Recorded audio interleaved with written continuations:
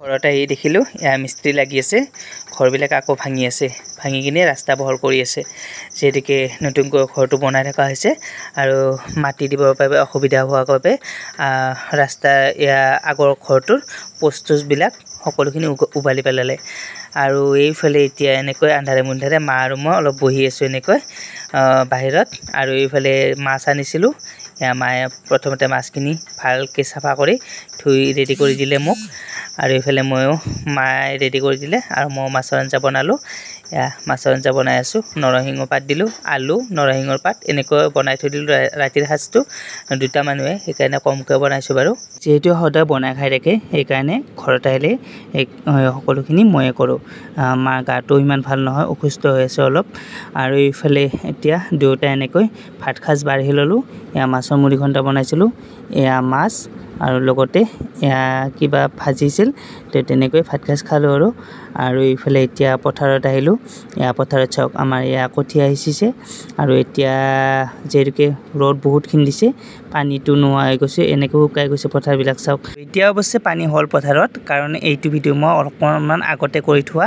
আৰু আমাৰ এটা ফালত পানী আছে আৰু এটা ফালত নাই, এটা ফালত সম্পূৰ্ণ পানী আছে বাৰু। আৰু এইফালে ইভিনিং মায়ে চেলাইন এটা ল'লে। চেলাইন মানে এনে বিশেষ একো হোৱা নাই বাৰু এতিয়া, যিহেতুকে অকণমান অসুস্থ হৈয়ে আছে, সেইকাৰণে আৰু এটা ভাবিলোঁ চেলাইন এটা দি দিওঁ। খুৰীমাই আহি চেলাইনটো দি দিলে। আৰু এইফালে ঘৰৰ ভিতৰত এতিয়া মাটি দিয়া ষ্টাৰ্ট কৰিছোঁ, দাদা অকণমান হেল্প কৰি দিলে। দিনটো সকলোখিনি কাম বন কৰি উঠি এয়া ভাগৰ লাগিছে আৰু এয়া লৰালৰিকৈ ভাতকেইটা খালোঁ। ভাতকেইটা খাই উঠি চিধা আহি গ'লোঁ চিনেমা চাবলৈ। আমাৰ ৰঙিয়াৰ DLH চিনেমা হলতে চিনেমাখন চাই দিলোঁ। চিনেমাখন চাই অৱশ্যে বেয়া নালাগিল, সঁচাকৈ বহুত ভাল লাগিলে ভাইমন দা চিনেমাখন চাই। আৰু আমিও আজি চাই দিলোঁ। অৱশ্যে এইটো ভিডিঅ' মই আগতে কৰি থোৱা ভিডিঅ', সময়ৰ অভাৱৰ বাবে ভিডিঅ'টো এডিট কৰিব পৰা নাছিলোঁ। আৰু মানুহ যথেষ্টখিনি হৈছিল বাৰু, এইকেইদিন মানুহ হৈ আছে যিহেতুকে। আৰু এতিয়া এইফালে আমি এতিয়া চিনেমা চাই এতিয়া ওলাই আহিলোঁ। এইটো হৈছে আমাৰ ৰঙিয়া ষ্টেচনৰ কাষৰ পৰিৱেশ, ৰাতিৰ পৰিৱেশ এইটো। এতিয়া যিহেতুকে চিনেমা চাই আহিলোঁ, একো খোৱা নাছিলোঁ, চাহ তাহ খাই ল'লোঁ।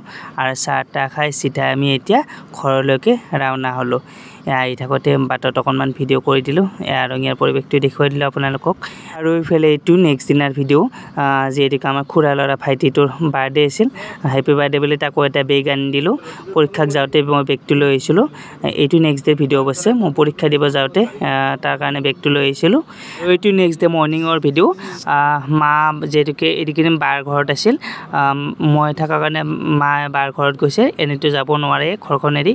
আৰু আজি মৰ্ণিং আহিল আৰু মা এতিয়া আহিল আৰু এতিয়া মই যাব ওলালোঁ গুৱাহাটী।